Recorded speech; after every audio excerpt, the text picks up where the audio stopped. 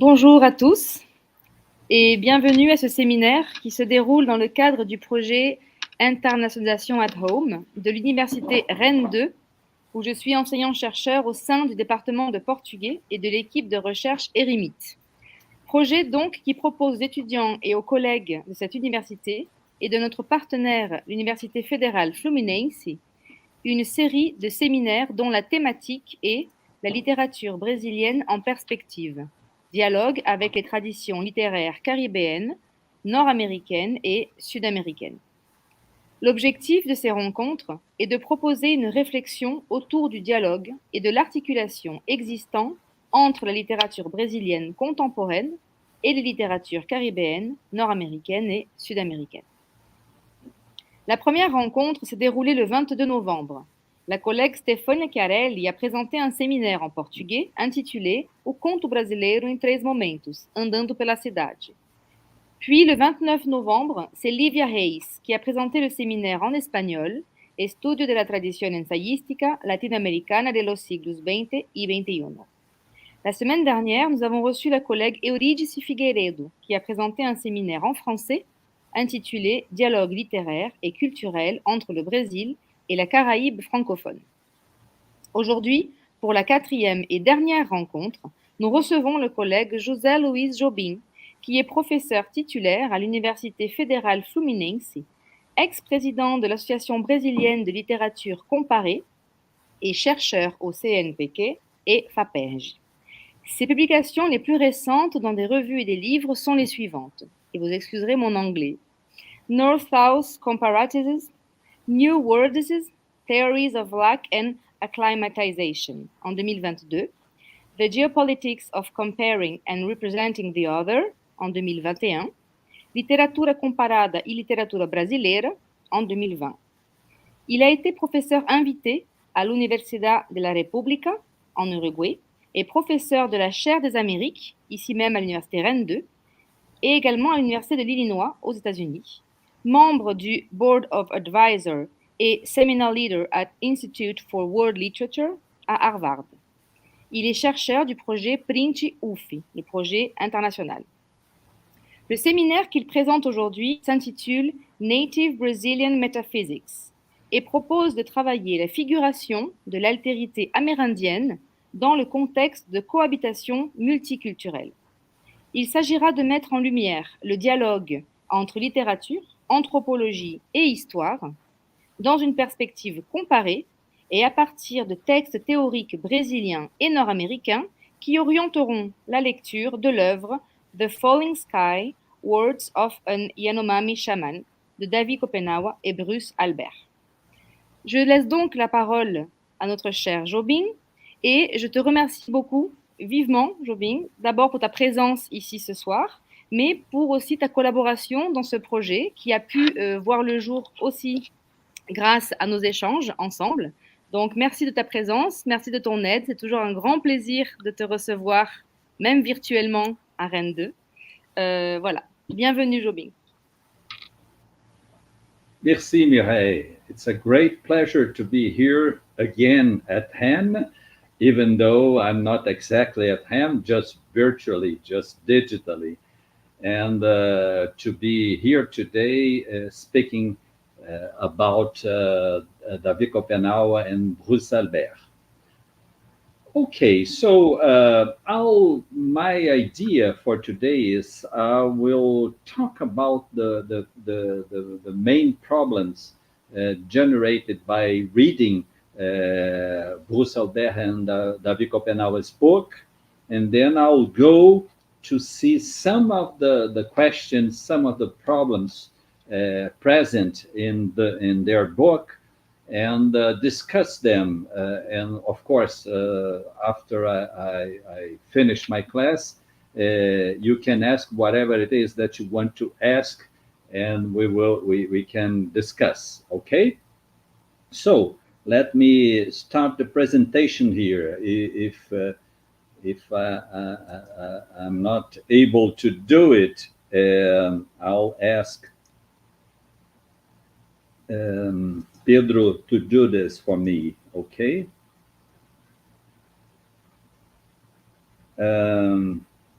Pedro, I think you will have to do it because it's not working.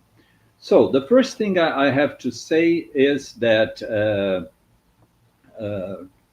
I'll mention Schopenhauer's book, The Falling Sky, but I'll always mention two other books, meaning one book and one chapter of a book. The first one is Eduardo Vieira de Castro, Cannibal Metaphysics, and the other one is Rita Olivieres Godet, Transmission de la mémoire culturelle du peuple et anomanie, la contribution de David Schopenhauer. Okay, so and there is a reason for this. Could you please go down with this? Yes, you thought it was very strange to have a class named Native Brazilian Metaphysics, because metaphysics is not exactly a word that's being regularly used by literary studies. So I have to tell you that metaphysics is exactly, let's say, in honor of Eduardo Vieira de Castro's books named Cannibal Metaphysics. And what's the general idea behind this? Well, metaphysics, this is a dictionary definition of metaphysics, is the branch of philosophy that deals with the first principles of things, including abstract concepts such as being, knowing, substance, cause, identity, time, and space. And what Vieira de Castro does is he questions us. He says, well, it's very curious that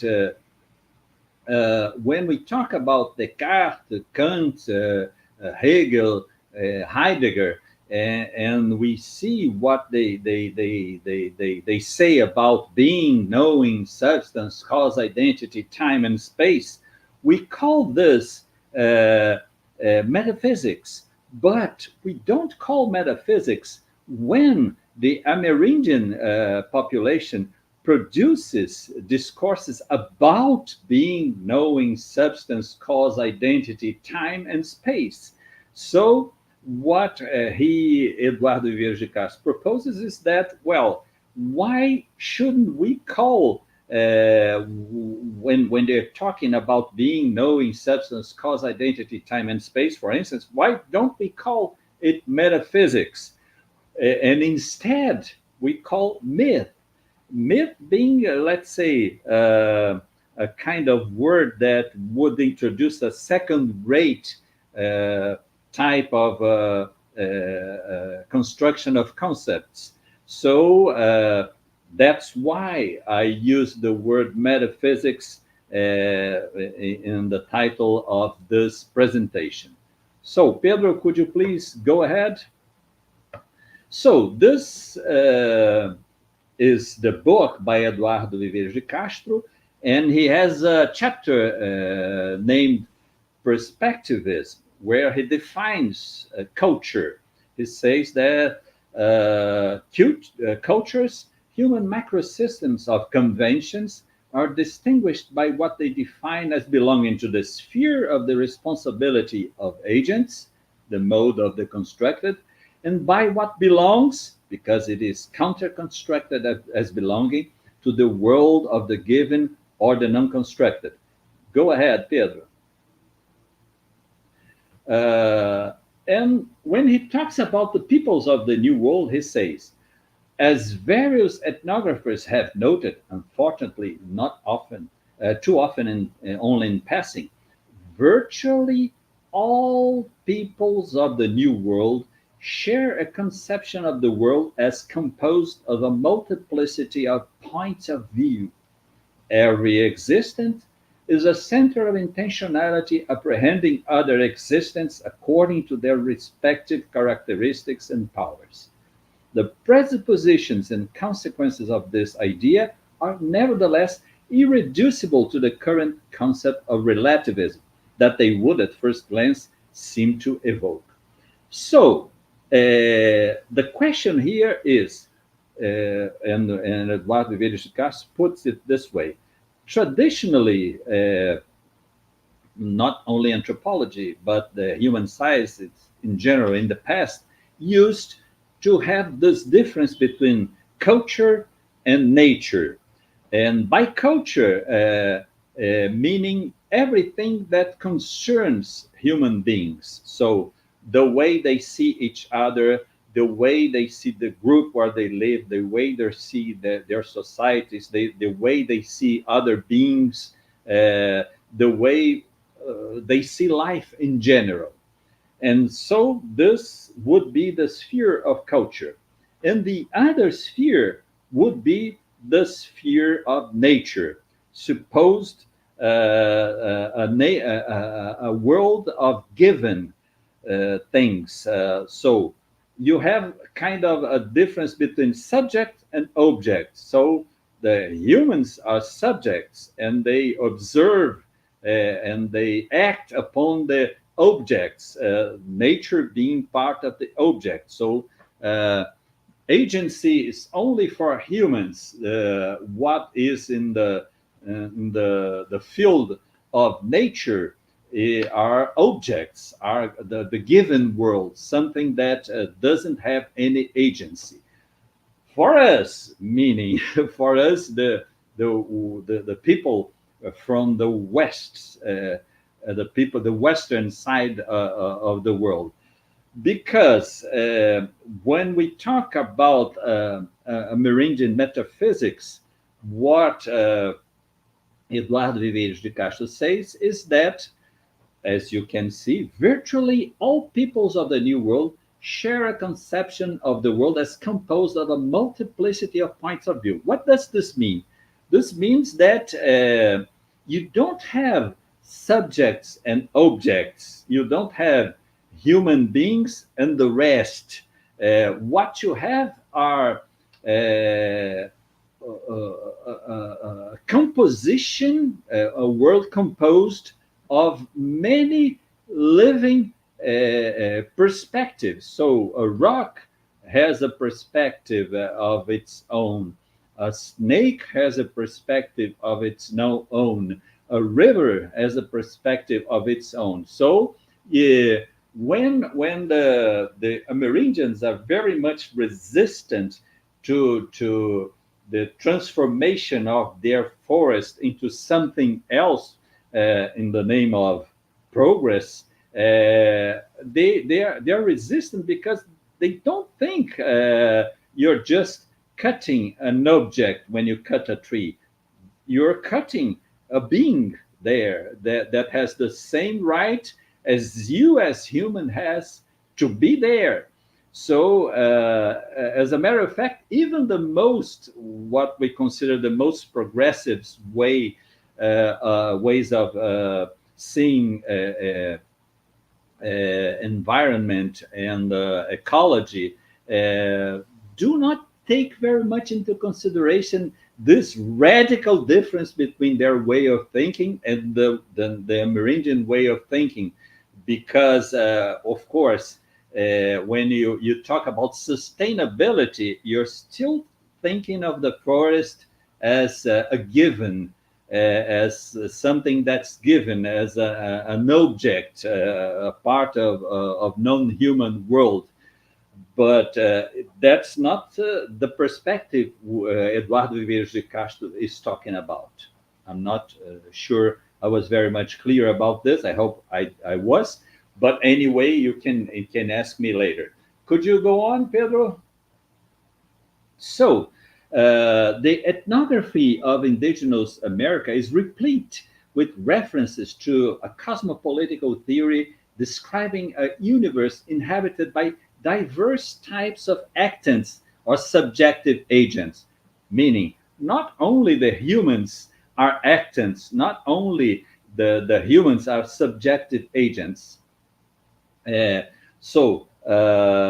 universe is inhabited by diverse types of actants or subjective agents, human or otherwise. What would otherwise means? Gods, animals, the dead, plants, meteorological phenomena, and other objects or artifacts as well equipped with the same general ensemble of perceptive, appetitive, and cognitive dispositions, with the same kind of soul. It's interesting here that he uses the word soul. Soul is a Christian word, but that's what he could say here. The general idea is meaning that rocks and birds and rivers, they also have a spirit of their own. That's it. So this interspecific resemblance includes, to put it a bit performatively, the same mode of a perception. Animals and other non-humans having a soul, they see themselves as persons. So a rock sees itself as a person, uh, so as to say, and therefore they are persons. So that's the idea that's very much different from the Western perspective. Okay, Pedro, go ahead. So it doesn't mean that the perspective of a rock is the same perspective as the perspective of a human being. Seeing each other having personhood doesn't mean that this personhood is the same if we change the species we are talking about. Okay, so the resemblance between souls, however, does not entail that what they express or perceive is likewise shared. The way humans see animals, spirits, and other actants in the cosmos is profoundly different from how these things both see them and see themselves. Humans will, under normal conditions, see humans as humans and animals as animals. In the case of spirits seeing these normally invisible beings is a sure indication that the conditions are not normal: sickness, trance, and other altered states. Meaning, of course, it's not, they don't think that everyone can see the spirits. The Amerindians don't think so. As a matter of fact, not in a normal state. If you are sick of, or if you're in a trance and they have ways of inducing trances, as you see, the idea of drinking the yekoana is exactly to alter your state and make you able to see what you wouldn't see in a normal state. So in a normal state, humans see other humans as humans, and see other animals as animals. But if you're in a trance of, or if you're sick, for instance, you may see different things, and this trance may be provoked, for instance, by the Yekoana drinking, as Copenhagen shows you in his narrative. Go ahead, Pedro. So, and shamanism is a very interesting phenomena among Amerindians, meaning the shamans are supposed to be the ones who are able to change radically, to go in a corporeal travel to other bodies, either human or non-human. And this is a difference they have if you consider other beings existent in the world. So the notion that actual non-humans possess an invisible prosopomorphic side — prosopomorphic means a human form side, meaning they are persons like the humans are persons, is a fundamental supposition of several dimensions of indigenous practice, but it is only foregrounded in the particular context of shamanism.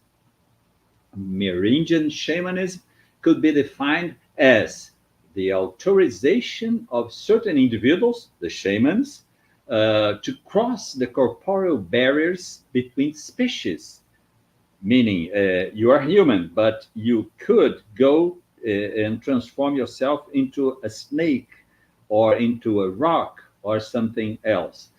Adopt an exospecific subjective perspective.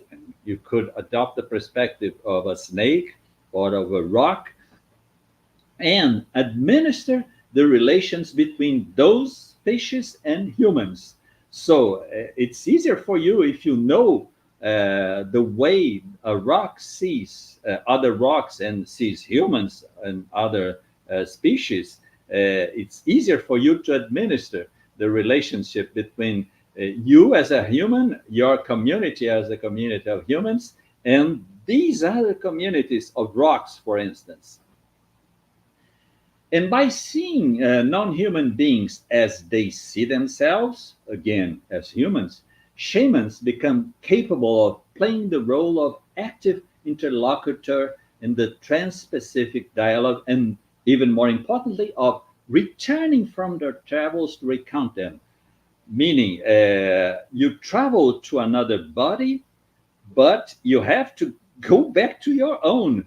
This is a travel that as they say, it doesn't always happen. So sometimes something happens in the middle and you see the outcome is not very good. Okay, go ahead, Pedro. Now let's talk about the Schopenhauer Albert book. The first thing to say is that it is not a book exactly by David Schopenhauer. It is, as Rita Olivieri Godet says, un œuvre à double paternité. Could you please read this quotation, Mireille? Of course. L'analyse de l'ouvrage La chute du ciel permet de montrer les pertes et les gains de l'exercice de traversée culturelle qui consiste à transformer les répertoires, les patrimoines immatériels de la communauté autochtone, en archives pour les insérer dans un autre processus de continuité historique et promouvoir les échanges culturels. Merci. Pedro, could you please go to the next one? Okay, so you have, as a matter of fact, two authors. The book is a result of this conjunction of authorships. And now I'm going to speak a little about Bruce Albert, how he explains himself and how he explains what he does when he is preparing the book, and then the vision of Schopenhauer to explain what he thinks of what he's doing. First, Bruce Albert. He says, this personal lifelong adventure, he's talking about his own adventure, and it's interesting that he qualifies it as an adventure. As an engaged observer, you see that it's in between quoting marks. Why is it between quoting marks? Because traditionally, in the past, anthropologists saw themselves as the observers, and the peoples they were observing as observed. And now Bruce Albert has no problem in saying, well, I'm not exactly an outsider. I'm inside too. I'm an engaged observer. I worked with them. I was a partner, a political partner with them when they were fighting for their land in Brazil. I participated in this fight, and he describes how he did this along the way. So this personal lifelong adventure as an engaged observer has not been incompatible with an appetite for anthropological analysis. Far from that. So he says, well, okay, I'm not an acting subject observing the Yanomami people. I'm different. I'm engaged with them in a series of fights here in Brazil. But this does not mean that I cannot produce any kind of anthropological knowledge as such. Okay? So go ahead, Pedro, please. So he goes on explaining what he's doing.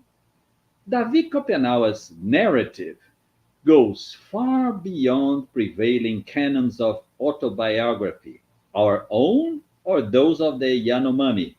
His accounts of key episodes in his life inseparably intertwine personal events and collective history.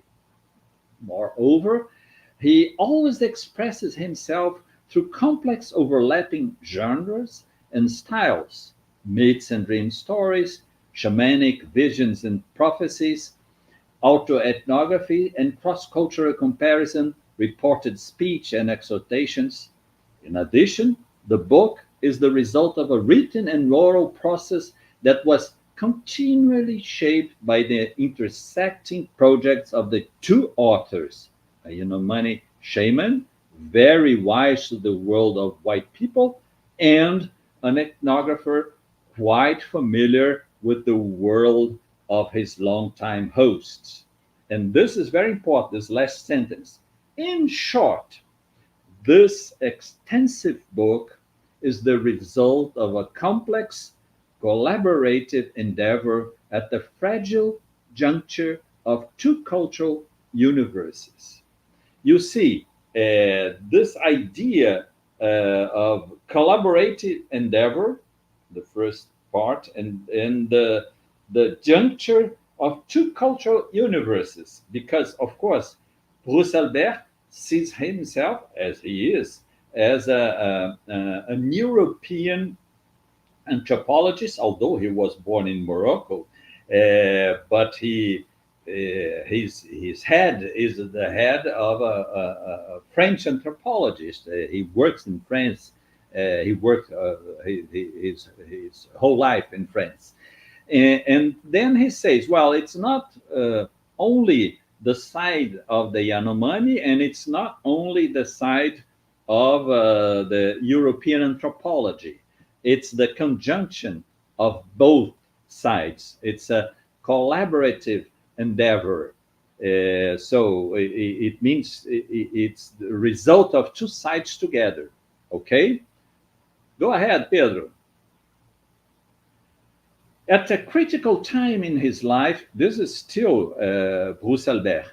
At a critical time in his life and in the history of his people, David Copenauer decided to entrust me with his words because of my close involvement with the Yanomami, and to put his words in writing so that they would find a path to an audience far beyond the forest where he was born. In doing so, he hoped not only to denounce the direct threats affecting the Yanomami and the forest and the Amazon rainforest, but to launch an appeal in his role as shaman against the widespread damage caused by the people of merchandise. That's how he calls the Western peoples. He calls them the people of the merchandise, because he says, well, when they see a tree, they just think of how can they sell it, how can they cut it, and how can they transform this into a merchandise. So he calls us all as the people of merchandise. And the danger it represents for the future of humanity. David Copenauer's words constitute a multidimensional cosmological and ethnopolitical account based on an extraordinary effort and self-objectification and conviction. This text is an unprecedented narrative endeavor rooted in a life story and personal commitment that give him radical singularity, including within the Yanomami universe.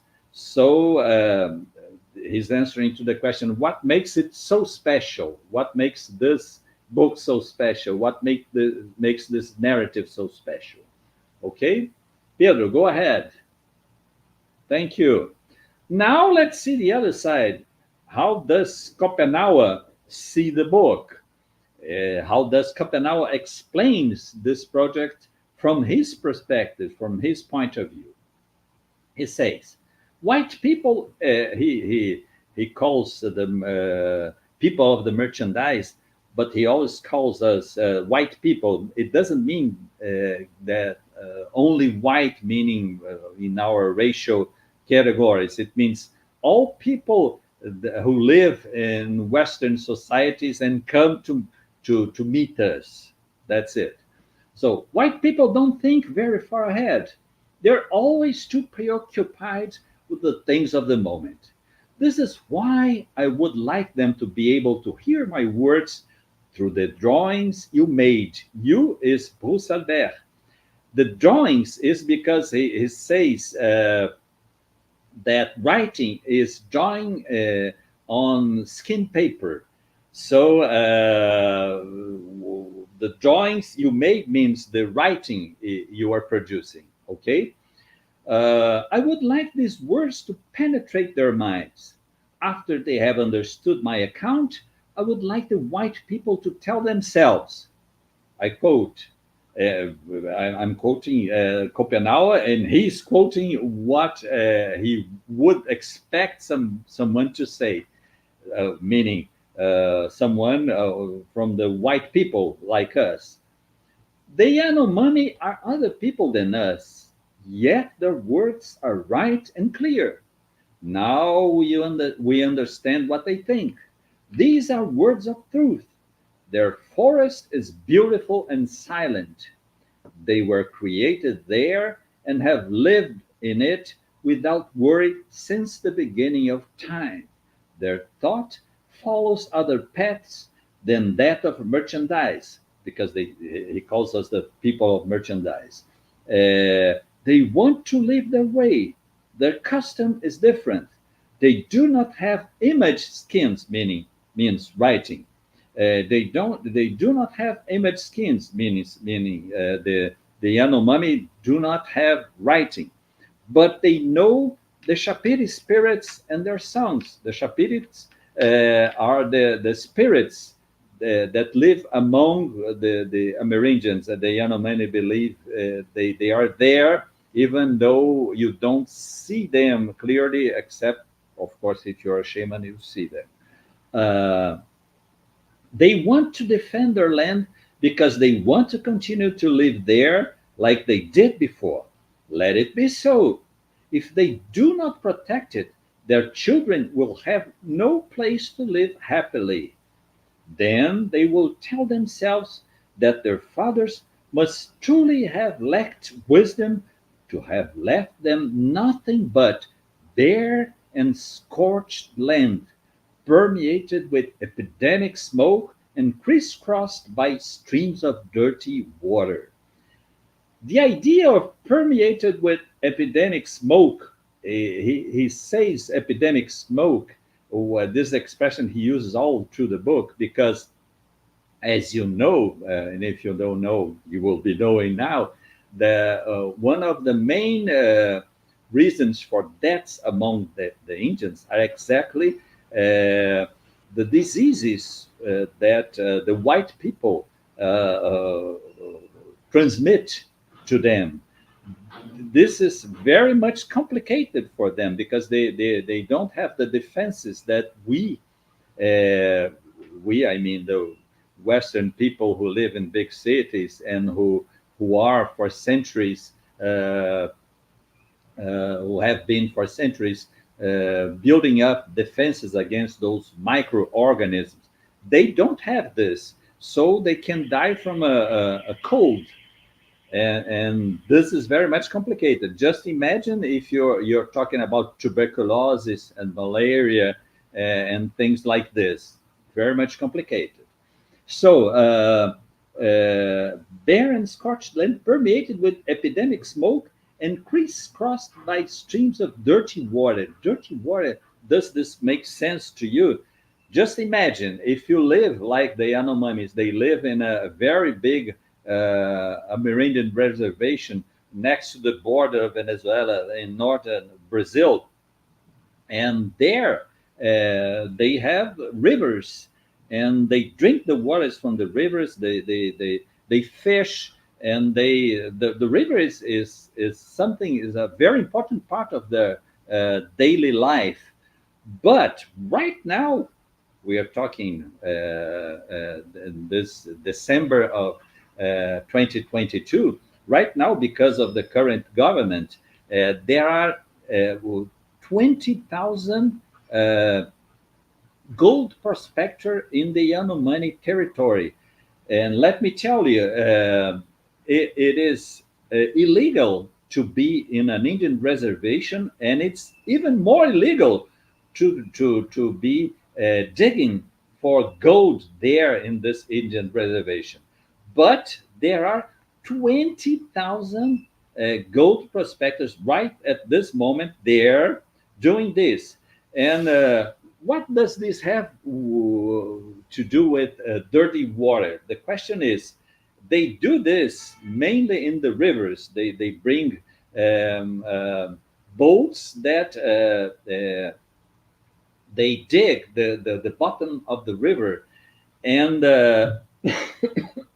because they find gold in the bottom of the river, and these machines, they suck the bottom of the river, and the sands that come from this bottom of the river to get what they can find of gold. They use mercury, and mercury is a very damaging chemical instrument that causes many diseases among humans, because if you drink the water where you have mercury, or if you eat the fish that has been living in the river waters with mercury, what happens? This is will cause many diseases, mainly in the central nervous system, because that's where mercury acts in the human body. So dirty water is this dirty because the human action, but not human, but not Yanomami. That's the people of merchandise who are doing this, and they are making the water dirty. And you see, this book was written a long time ago, and today it's like it was written about now, because today this is happening in Brazil and in South America in general. Okay, Pedro, go ahead.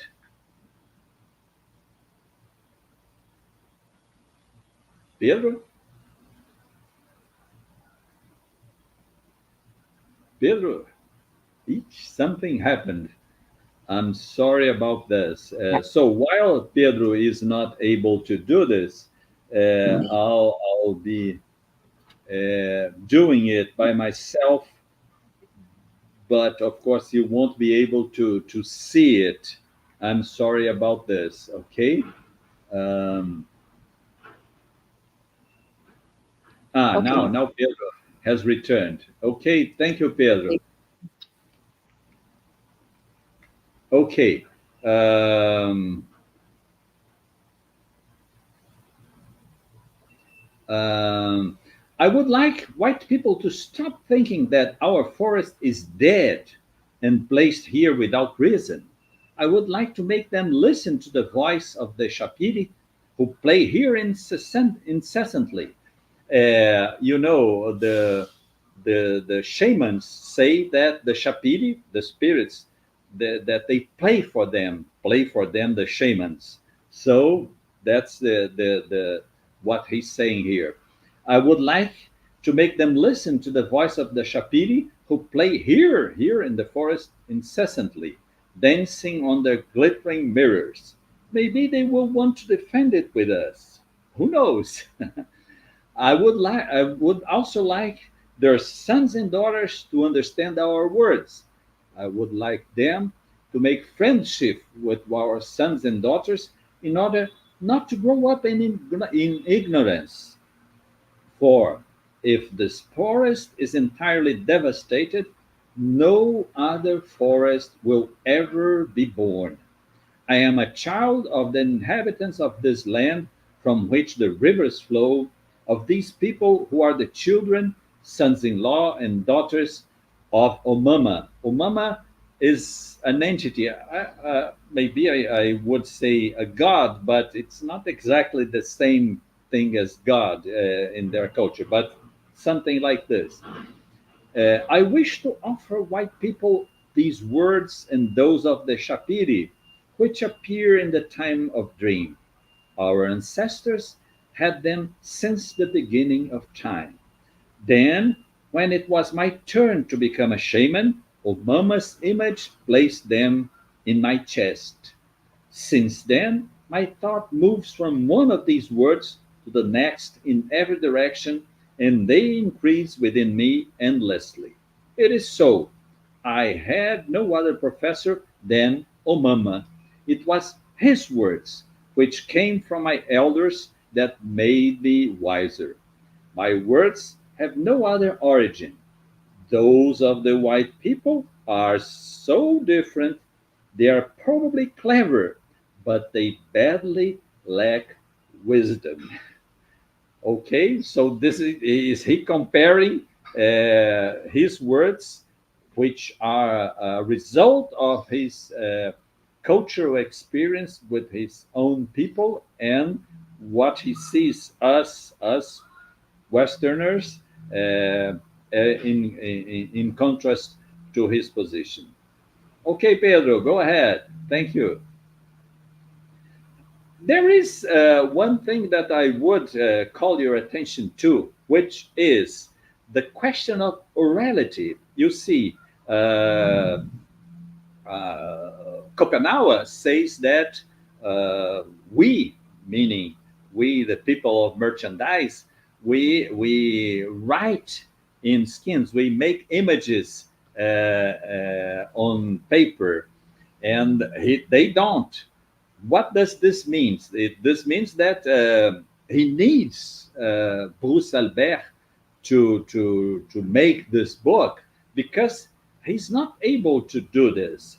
And it's not part of his culture to write books. It's not part of his culture to write.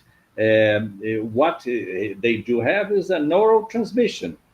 Of course, this is stands up as reasoning, but as a matter of fact, it does not correspond to the reality of most of the Amerindian populations right now in Brazil, because they have schools, they learn to write, they sometimes they even learn their own language at these schools. But this is another question. I'm not going to talk about this right now. But what I want to call your attention to is that the fact, when you have an oral tradition, it means that you don't have, let's say, uh, traditional texts. Traditional texts being those that were written like 100 years ago, 200, 300, 500, 10,000 years ago. What you do have is oral transmissions at the present, where those people who are narrating the narrative they're producing is exactly produced right now. And there is an interesting effect of this, which is the fact that they include things, when they're talking about the past, they include things that couldn't certainly exist in the past they are talking about. And I'll give you an example here, an example in Kopenhauer's narrative. He says, the first pieces of iron that our ancestors used were those that Omama left in the forest when he ran far away towards the downstream of all rivers. So you see, this originary moment where the Amerindians started existing in the past, of course, they didn't have iron. Iron was not part of Amerindian life in the very distant past. So that's why my point is that oral transmission also changes the past stories previously told, because of course, if probably if we were talking about shamans telling their stories 100 years ago, a century ago, they probably wouldn't mention gold. Maybe they would, because they had already contact with the white population. But let's talk about 200 years ago. Probably it wouldn't be so. So, and he says also, Omama was frightened to meet this fearsome father in law, because he had a father in law who was far more powerful than him. Né? And then, he says, Omama instantly metamorphosed into a piece of metal. So, he metamorphosed into metal. Of course, first of all, let me tell you, this idea of metamorphosis, shamans are capable of metamorphosing into whatever they want to. The question is to travel back to their own body after this. But this is interesting because he's saying that one of his original entities metamorphosed into a piece of metal that probably did not exist at the time he's talking about. Okay? So, personhood is not only for human beings. And metamorphosis, as I told you, shamans in altered states and special entities can do this by drinking yakuana. And so he says, by drinking the yakuana, Copenhagen, saw him, or Mama, turn into a steel tool. So a steel tool that, of course, couldn't exist in a distant past, because metal, as we know, was brought about by the Europeans. Okay, go ahead, Pedro. And then Copenhagen says, in the time of our ancestors, the white people were very far away from us. They had not yet brought measles, coughing disease, and malaria into our forest. Our people were not sick as often we are today. They were in good health most of the time, and when they died, their ghosts were not tainted with the fumes of epidemics. Now, when someone dies of white people's diseases, even his ghost gets sick and returns to the skies back with fever. His breath of life and flesh are soiled all the way there. In the past, people never all got sick at the same time. It's not that in the past the Amerindians did not get sick. They did, but it was one, then the other, and then the other one. And after the contact with the people of merchandise, it was like all the tribe became sick at the same time. So that's our definition of epidemics. Okay, go ahead, Pedro.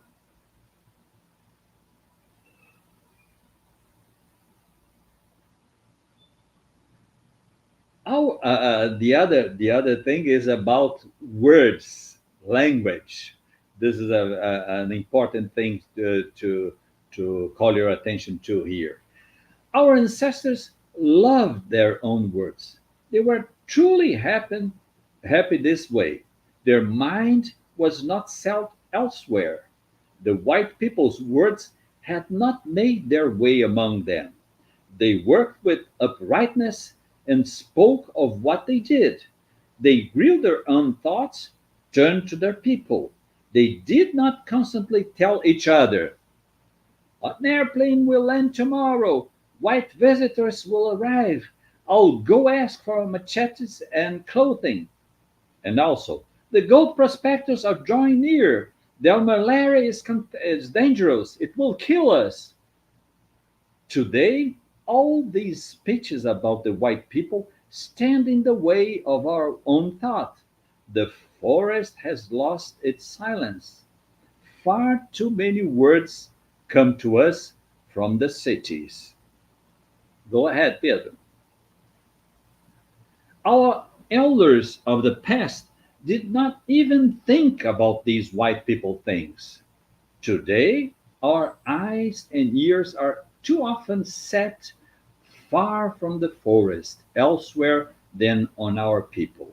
The words about the white people stand in the way of our own words and tangle them with smoke. This makes us worried.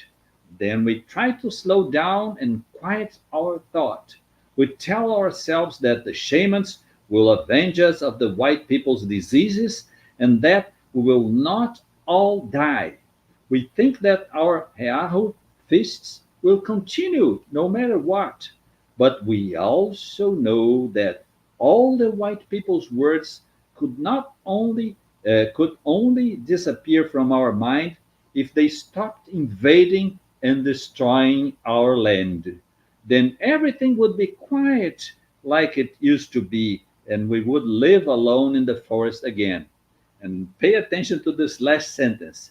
Our minds would become as in trouble as our ancestors in the beginning of time. But this will probably never happen. So he sees this will never happen. We'll never go back to a previous time where we didn't have contact with white people. So we have to live with them. So I'm writing this book to tell them how we are and what they are doing wrong, not only to us, but to the forest and to themselves, because as he says, there won't be another forest, there won't be another planet if this one is destroyed. Okay? Go ahead, please, Pedro. And you have his own experience, meaning he doesn't only think of bad things about white people. He was in a hospital and he was sick, very sick for a time. And it was in a hospital that he was cured from his sickness. So he says, the epidemic beings, so he thinks that there are epidemic beings that he calls Shawarari. So the Shawarari, the epidemic beings, whom we call Shawarari, had severely struck and wounded me. I was very sick and I truly believed I would die. I slept in a ghost state. My breathing was very short and my chest only made weak rattling sounds. That is when I first saw the spirits of the white people's ancestors coming down to me. Suddenly, they rushed into battle to fight the Shawarari beings who threatened to devour me. They pierced them with their iron blades and cut off their arms and poked out their eyes. This is how I was finally able to escape death. Since then, I have continued to call down these white people's ancestors, Shapiri, who so valiantly avenged me. So the Shapiri, who are the ancestors spirits, the white people's ancestors spirits, came to help him to survive, came to help him to save him from death at that time. Okay, go ahead, Pedro.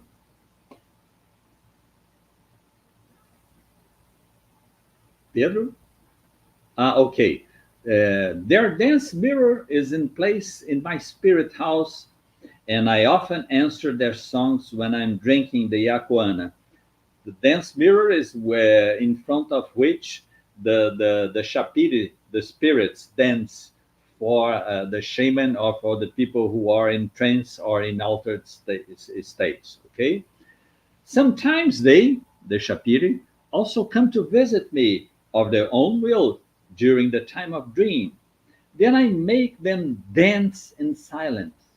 At night I do not sing out loud, for I fear the people of my house would complain. That's interesting, an interest excerpt, because he's saying, well, I'm doing my job as a shaman, but this job is not exactly understood by the people around me, because they are contaminated by the white people's culture.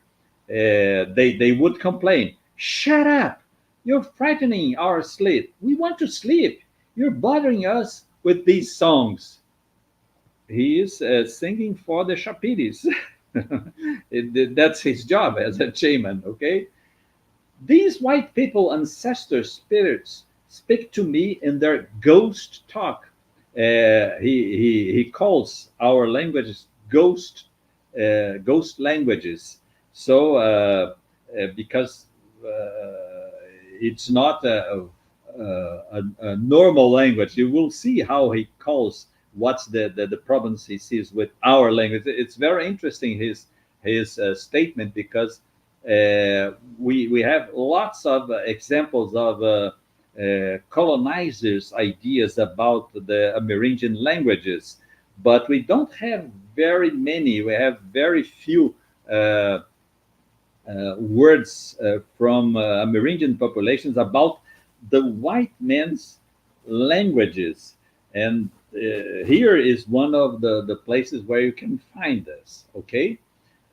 These white people's ancestor spirits speak to me in their ghost talk, yet I understand them because little by little I have learned some of their language since I was a teenager. Then I can share their words with those who listen to me when I become spirit myself, because he's a shaman. He can become, among other things, he can become a spirit. But all our elders of long ago, they knew nothing of the white people. When their shamans made these outsider spirits dance, they simply imitated their twisted talk without understanding it. So he says, the problem with the other shamans, the previous shamans before me, is that they did not understand when the Shapiris, the white men's Shapiris, spoke to them, because they spoke to them in their own language, meaning European language. And so they didn't understand, because they only understood the Amerindian language they spoke. And this was a problem. And then Copenhagen is saying, well, but I do understand. So when I listen to those Shapiris, I do understand what they are saying, and I can interact with them. Okay? Go ahead, Pedro. And this is the theory of language that Copenhagen develops, and it's very much interesting if you compare it with the Bible's story of the Tower of Babel. You see, what does he say? Hemori, the ancestor of the big orange Remoremo Moxibi, gave white people their twisted tongue. So we have a twisted tongue, okay, that was given by this entity, Hemori. Doesn't their talk resemble the buzzing of the bumblebees? He put a different throat than ours inside them. He, Hemori, this entity, he put a different throat. So we have a different throat, not the same throat as the Yanomami, okay? Uh, let's see. He put a different throat than ours inside them. Hemori lived by Omama, far away downstream of the rivers, where they become very wide and are bordered by vast stretches of land. Wanting to bring the foam of the people of Haiwari back to life, the people of Haiwari are us, the white people, okay? Omama urged Hemori to teach the outsiders, he had just created another language. So Omama created us after he created the Yanomamis. They are the first ones. They were first molded, and then we were like with the rest of whatever it was the material Omama had at his disposal. He created the white people. Okay, so Omama urged Rimori to teach the outsiders he had just created another language. This is why our forebears did not understand anything that the first people they met said to them. It was truly frightening for them to hear the white people's inarticulate talk. When these strangers spoke to them, they tried to prick their ears, but they stayed confused. They thought, what could they possibly mean? Is that really all they are able to say? What an appalling way of speaking! Isn't this language a ghost talk? No, it must be another language, the one that Hemori gave to the outsiders. So it's interesting because, for instance, this idea of having an inarticulate language, this is said. For instance, if you think of the French literature, this is said by Renan in his play, that's a sequel of Caliban. He says that Caliban is speaking an inarticulate language. He's echoing what Shakespeare said in the original play, when the Prospero says about Caliban and Miranda, his daughter, that he speaks an inarticulate language, and as you know, Caliban is a character that is an anagram of cannibal. So there is a direct relationship with the cannibals of the New World here. Okay, and it's go ahead, Pedro. Continuing, no matter how they tried to imitate this talk, meaning our talk, it never led our long ago elders to anything understandable. They only managed to utter words as ugly as they were twisted. Our words as inhabitants of the forest are very different. They are the ones Omama taught us, and the white people cannot understand us either. It is so. Omama and Hemori decided that the different people they had created should not possess the same language. They thought that using a single language would provoke endless conflicts between them because one group's evil words could be heard by all the others without impediment. This is why they attributed other modes of talking to the outsiders and then separated them on different lands. While making this language open inside them, they warned them, you will not hear the words of others, you will only understand your own, and that way you will only quarrel among yourselves. The same will be true of them. It's the exact opposite of the Tower of Babel story, meaning he thinks that it's a good thing to have different languages because you cannot understand when you're insulted by someone who doesn't speak your language, so you won't fight him at first hand. And the opposite would happen if you understood what he was saying to you, and you will feel ready to fight. Okay? Go ahead, Pedro.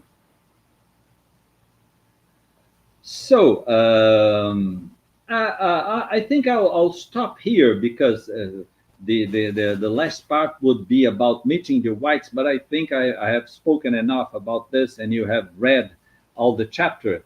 So if you want to make questions, or if you want to express your comments about what I said, please go ahead. Ok. Merci Jobim.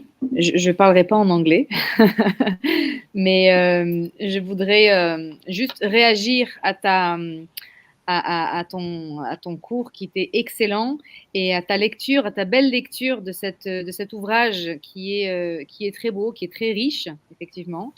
Et tu as soulevé une des questions essentielles, à savoir effectivement pourquoi ce terme métaphysique. Donc ça, c'est quelque chose que tu as répondu déjà et je te remercie parce que ça explique aussi beaucoup de choses. Et je vais ici donc lire, je pense que tu peux lire aussi, Jobim, les commentaires dans le chat sur la droite. On a Rita qui te remercie. Obrigada, Jobim, por essa aula excelente, por tudo. Eu li La Chute du Ciel em 2011, ano após a sua publicação em França. Verdadeiro assombro. Qual o seu sentimento ao ler essa obra única?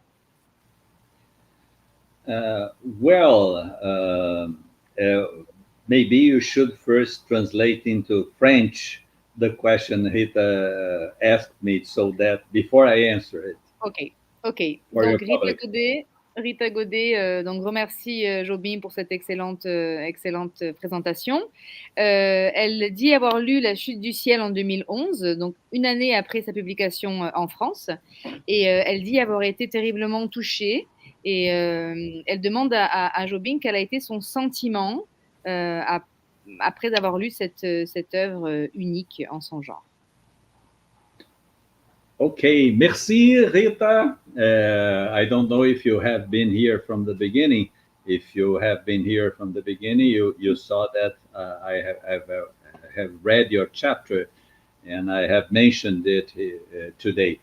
I would say that I didn't read it in 2011, right after its publication. I read it later on, and very much because, as you know, I'm involved with a lot of former students, now colleagues in the northern universities, who work with Amerindian populations, who work with narratives. So I think my reading is, of course, for good or not, marked by this specific relationship with those people who work with the northern Brazilian Indians, exactly in the state of Roraima, where most of this Yanomami reservation is located. And what I thought is that, in a way, this argument by Davi Kopenawa is an argument of an Indian that at the same time lives in a more distant place, more distant from cities, but he also knows about the life in those Brazilian big cities, meaning Western life, because we basically have this Western style of life, and he lived in big cities, not for long, but he knows the difference. So he's a very wise man, and I see a very remarkable difference between his own experience and his narrative. If we consider the life of the population of Amerindians, Brazilian Amerindians, because the state of Roraima is the state where you have the most number of Amerindians in Brazil from different ethnicities. You have Wapixana, Macuxi, Yanomami, Yekuana, Veivei. There are many ethnicities there. And of course, it's not a very much populated state, but if we consider the number of people living there, you have, the, in terms of relative numbers, it's the hugest population, Amerindian population in Brazil. So I think that today you have, even with the Yanomami population, a situation that is more developing, not exactly in a good sense of what Copenhagen is talking about. The first thing that called my attention was that my colleagues from Roraima, especially from Boa Vista, they say that those Amerindian populations, their descendants are more, let's say, interested, connected, or you can find many other words to say that their life is more a product of the cultural encounter with the Western civilization, and that this has no return, and you have very complicated situations that I was told. For instance, the situations where Amerindian parents have to be convinced of the need for their sons and daughters to learn the Amerindian language, because they say, why would I make my sons or daughters learn this language if it doesn't have a practical reason for this, meaning it won't find me, I won't find a job by knowing this language, or it's used only in Amerindian communities, but he has to talk with other communities. So this is a situation, the end where you see the Western civilization coming into the lives of those people there, that looks like the development of a previous situation that Copenhagen is describing when he says that he, as a shaman, you remember I've quoted this part of his book, where he, as a shaman, was talking with the Shapiris and the other people in his own living place are saying, well, shut up because we want to sleep. So it's not as important. And he has other parts where he says, well, while I was working as a shaman, the boys were playing soccer, and then they did not pay attention to the fact that I was doing my job necessary for their lives and for the lives of the tribe. So this intersection right now, and what are we doing about it?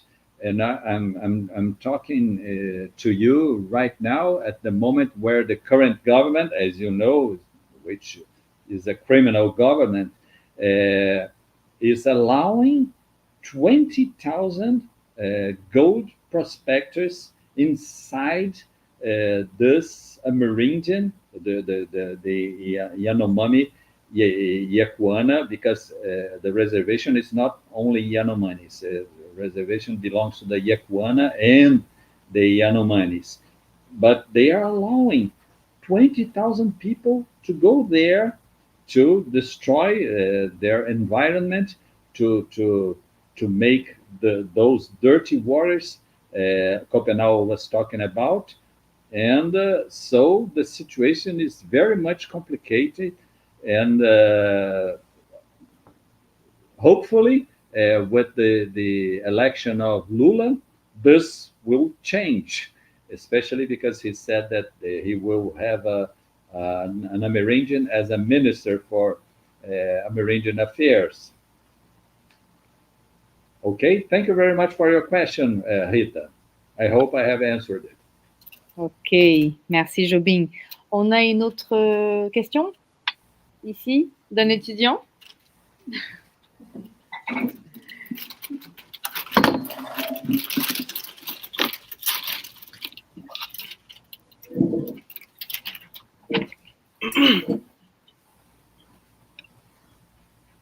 Hello.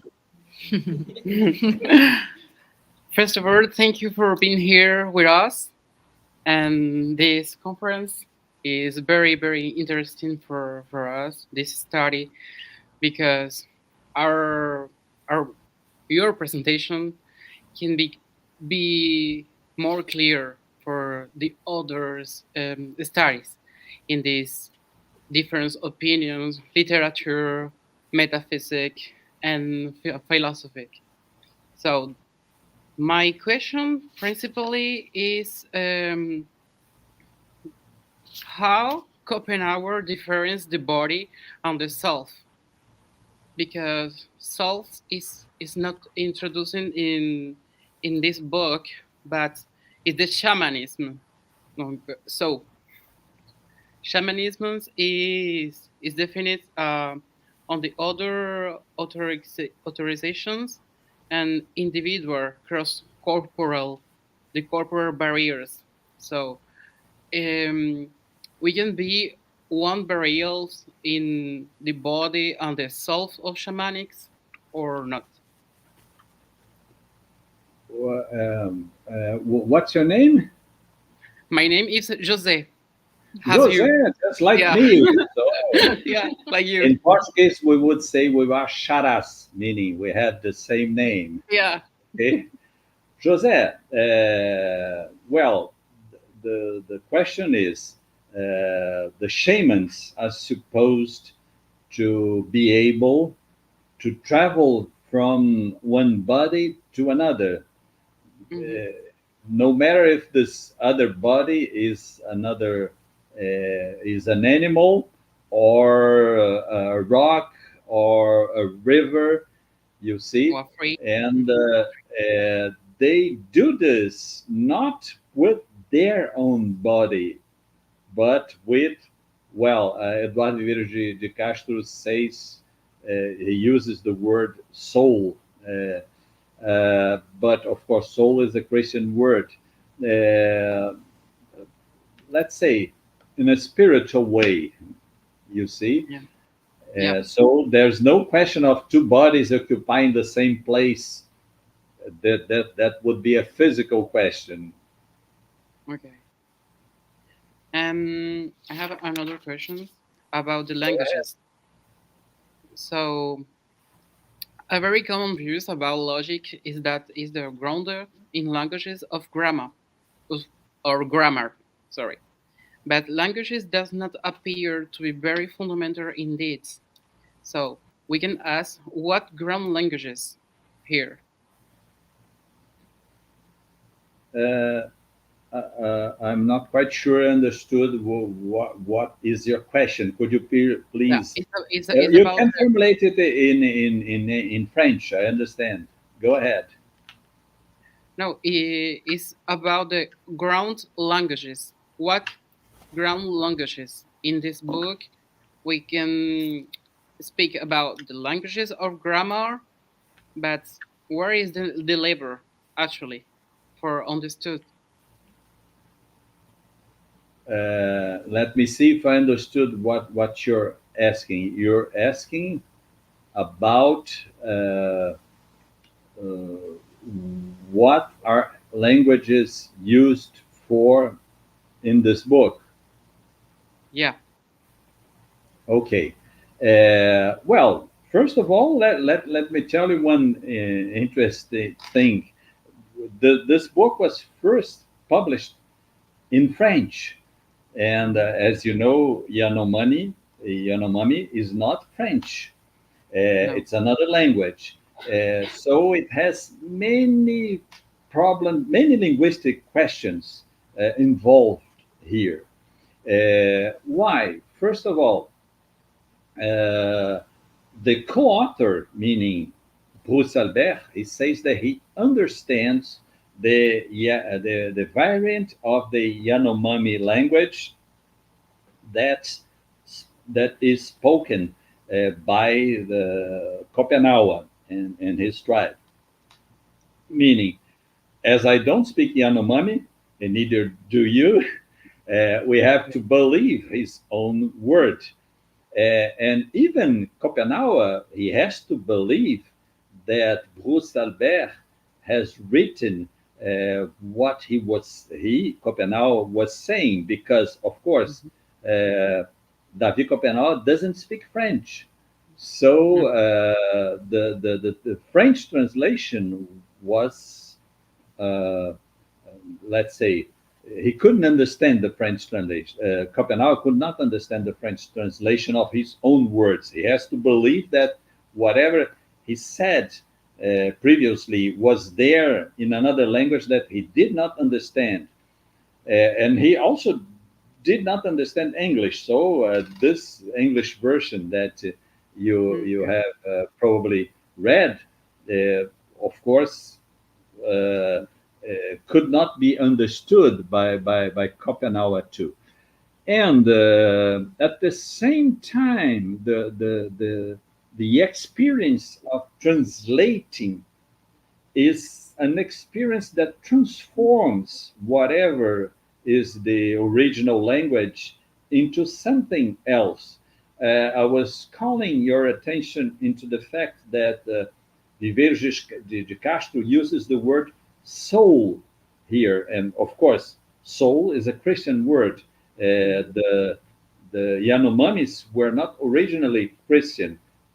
What do I mean were not originally? Because today, in the northern part of Brazil, almost all the Amerindians are subject to some kind of Christian influence, because the churches they go to where the Indians are, and so some very traditional habits, some very traditional Amerindian habits, such as living naked, they were left behind, because those the influence of those Christian, let's say, interlocutors. They make the Indians use clothes, because of course they do not accept them going around naked. Okay. Yeah, I can understand, because I'm from Venezuela, so we have the relationship with the Yanomamis. So the Yanomamis in the south, yeah. That's it. Well, we're talking about the Yeah. border of Brazilian and Venezuelan populations. You have the Yanomami. They live on both sides of the border. It's interesting. That's another question that we should take into consideration. They are the same ethnicity, and they speak the same language, but if they live on the Venezuelan part of the border, they should have the citizenship from Venezuela. And if they live on the Brazilian side, they should have the Brazilian citizenship. And this doesn't make any sense if we think about the original populations. Because the borders were built by the whites. The borders were built by the merchandise, the people of the merchandise. Okay. Hmm. So, thank you very much. Thank And you. bye. Bye, José. Jobim, we now I'm speaking in English too. We have another question. Okay, go ahead. This is from Larissa Moreira. Do you think that this relation between power, language, and knowledge posed by the authors will allow us to rethink the epistemological boundaries at the knowledge of comparative literature? Well, I think so, because, of course, first of all, the translation is always at stake when we speak about comparative literature. What is it that you do when you try to understand meanings from one language to another one? What happens when a text goes from one language to another one? This is really a crucial and central question for comparative literature. Has always been and will go on being. And of course, there are places where this is more uh, fully understood. For instance, in the case of Europe, we are here in a class at the University of Rennes too. It has already been said that the language of Europe is translation, meaning that, of course, you do have a very deep consciousness of many languages involved, many populations, and that have to live together. And so, translation is not exactly a literary question, but a daily question to be answered by all the people who live in Europe. And here we also have this. Jose has already told you about this idea that he knows this Amerindian population because they live in Venezuela as they live in Brazil. I would add they live in Guyana too. So in the northern part of Brazil, you can find multilingual Amerindians who speak like three or more languages because they have to understand each other in their own Amerindian languages, and they have to speak Portuguese if they have some kind of interaction with the Brazilian part, or Spanish and Spanish, or English. So this part of Brazil is especially conscious of the need for translation. Okay. I have a question too about the reception of this book uh, in the United States. Could you tell us something about this? I mean, how is the reception? If they study it at a university or? Well, it is. Well, first of all, this book was published by Harvard University Press. So that's probably the most prestigious university press in the United States, or at least it's the most prestigious university there. And of course, the interest in the US, as the interest, I would say, in Europe in general, is very much because of the connection between the questions raised by those Amerindian populations and the questions raised by groups who advocate for ecological or environmental politics in Europe or in the US and here in Brazil too. Uh, I think this is a book that was read in the US, but not only in the US, as let's say, a narrative from somebody who lives those questions that are raised by ecologists and environmentalists in the US and abroad. Ok, merci Jobim. Une question encore de Rita en français. Est-ce que tu serais d'accord pour dire qu'il y a quelque chose de commun entre les concepts de perspectivisme, chamanisme et l'anthropophagie, concepts forgés par les modernistes? Em português, você estaria de acordo em dizer que há... já compris. Não, é para o público, é para o público. Só para... Enfim. Não, mas pode responder, pode responder. Well, I would say that it would depend on what you consider perspectivism, because as you remember, Eduardo Viveiros de Castro says that the position of the Amerindian metaphysics is sometimes taken as relativism, and it's not. Relativism is a cultural position where you think that there are many ways of seeing the society, many ways of seeing ways of living, many ways of seeing everything that you want to name.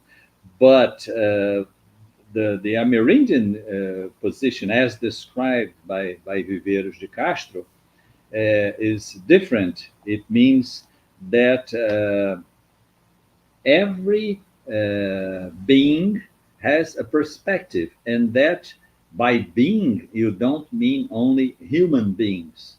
There are other beings that are non-human, and they also have a perspective. So if you use the first version of perspectivism, this would be taken as relativism. But the second one, the one described by Viveiros de Castro, cannot be described as this. And so the same as shamanism, shamanism as described from the Amerindian perspective is exactly this how would we say, this power to travel from one being to another, to become something different than you are, still remaining as the person you are. So you just travel and come back to yourself. And so this, if this is the question here, okay, it could be like this. And the question of anthropophagy for the modernists, I think I would say that it's a different question, not very much related to this, unless we think that Oswaldo de Andrade, he quotes literally cannibalism, and he uses cannibalism with humor. He uses it to develop his own argument. But this would take like half an hour to explain. So I don't think I should do this right now because you must be tired. Ok. Merci Jobim. Rita également te remercie et nous remercie pour ce beau projet. Effectivement, je suis d'accord avec elle.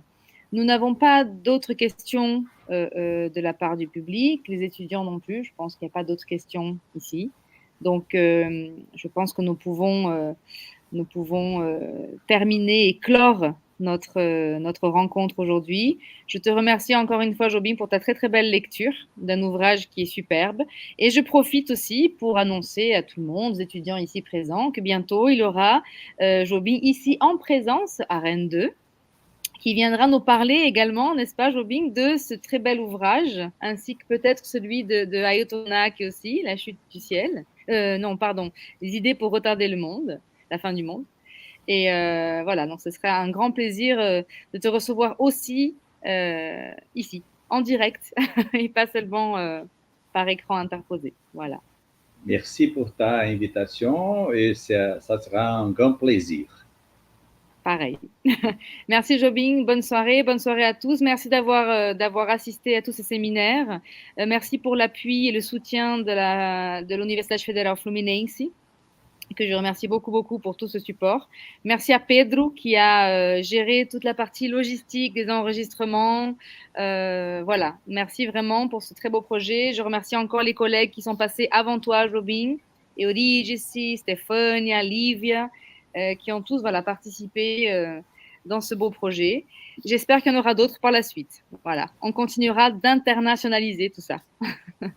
Merci Jobim, à très bientôt. Merci, à bientôt. À bientôt, au revoir.